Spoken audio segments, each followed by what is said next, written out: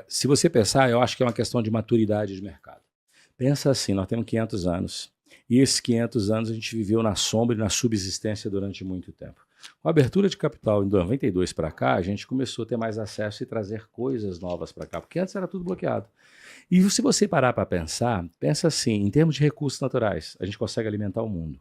Se você pegar agro hoje no Brasil, irmão, eu sou um grande defensor do agro. Se não existisse agro, nós estávamos na merda. Porque, Lázaro, mas isso aqui é agro, isso aqui vem do agro. Tudo que a gente vive hoje, a maioria das coisas vem de lá. E tem a questão da maturidade mesmo. Então, a gente ainda tem muitas oportunidades. Somos um país de 215 milhões de pessoas, com um PIB ainda versus a capacidade nossa muito baixo, poderia ser muito mais se a gente usasse.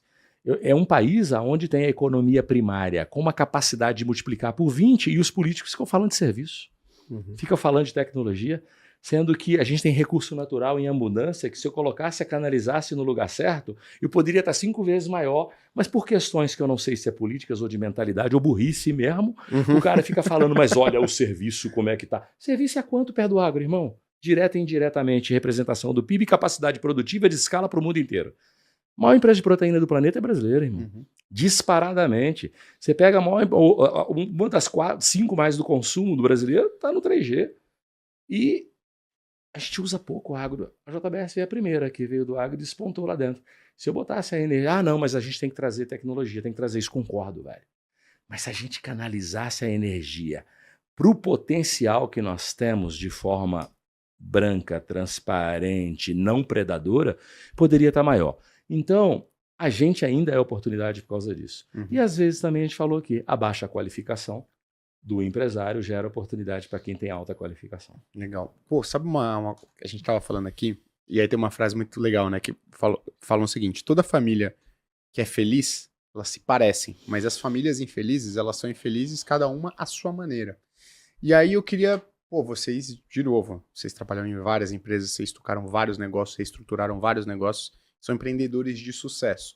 Então vocês acreditam que negócios que são bem-sucedidos, ou pessoas que são bem-sucedidas empreendendo, elas têm algumas similaridades, ou alguns pontos que todas elas têm em comum, que fazem com que elas sejam bem-sucedidas empreendendo, tocando um negócio?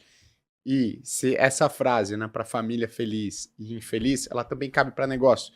Cada negócio que não dá certo, ele pode dar errado por maneiras distintas. Mas do lado do sucesso primeiro, os negócios que alcançam sucesso, eles têm pontos em comum, independente do setor?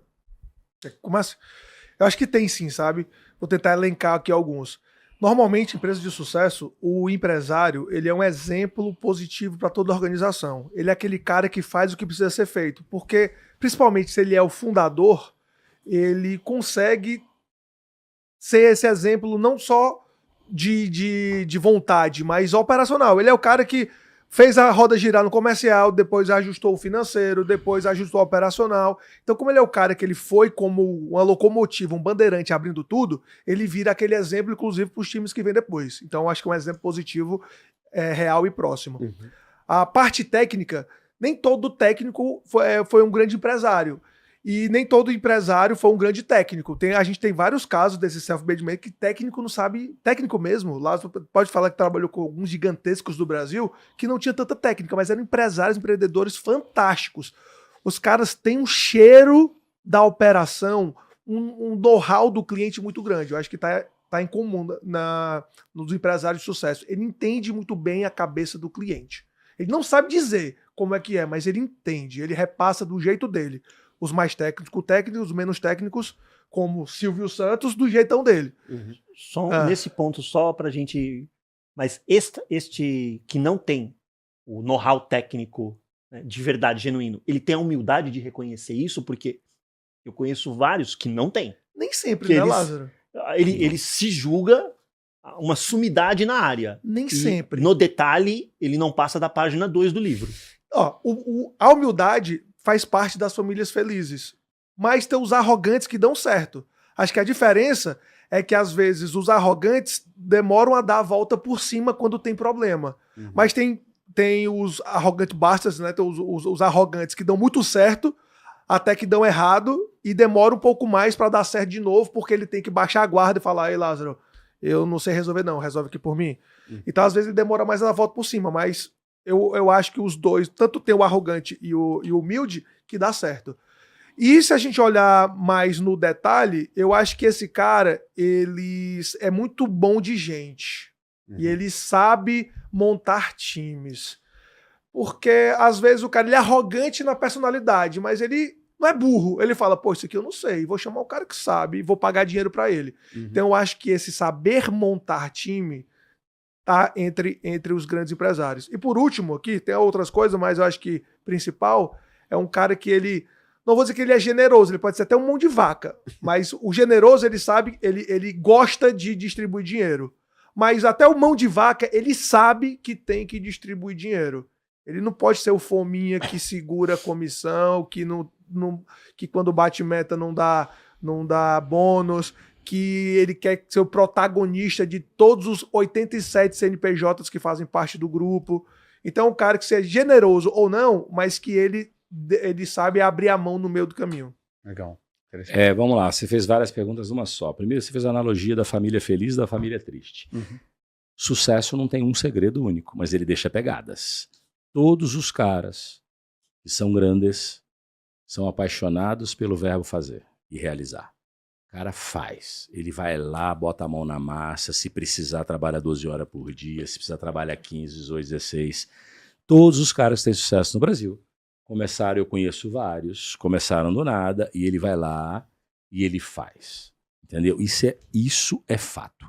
E todos eles são táticos e operacionais e mestres da execução. Não é aquele cara. Um ou outro tem uma sacadinha boa que vira isso não sei o quê. E as pessoas têm mania de pegar, olha o Uber, olha não sei o quê. Caralho, exceção da exceção da exceção, irmão. Entendeu? Se você vê na internet assim, usa minha metodologia e cresça 20 vezes, porque os meus mentorados estão dobrando de tamanho, estão multiplicando, tudo mentira. Tudo mentira. É impossível. Depende de cada um ser humano.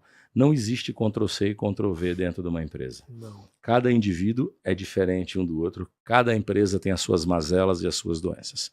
Então, primeiro isso é comum. Todo cara de sucesso é apaixonado pelo fazer e realizar. Ele conjuga o verbo fazer de uma forma assim assustadora. Muito mais. Todos eles sabem que se a implementação falhar, falha tudo. Tudo. O cara tem que ser obcecado pela execução. Só que hoje, se você for olhar, você conversar com a maioria dos jovens, eles se orgulham de serem estratégicos e generalistas. Generalista sabe nada de nada. É igual o pato, não nada, não voa, não corre, faz porra nenhuma. E você tem que ser profundo em alguma coisa.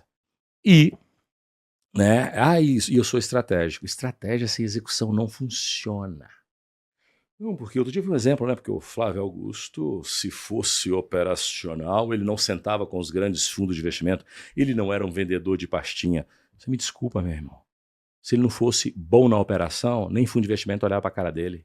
Ninguém vai conversar com a Torre de Babel, com um castelo de cartas. As pessoas vão conversar com um castelo sólido de rocha. Primeiro tu constrói, foda na execução, no tático, tá rocha. Aí você vai ser estratégico, brother. Então é um pouco disso. Segredo não existe, mas pegadas e sinais o sucesso deixa.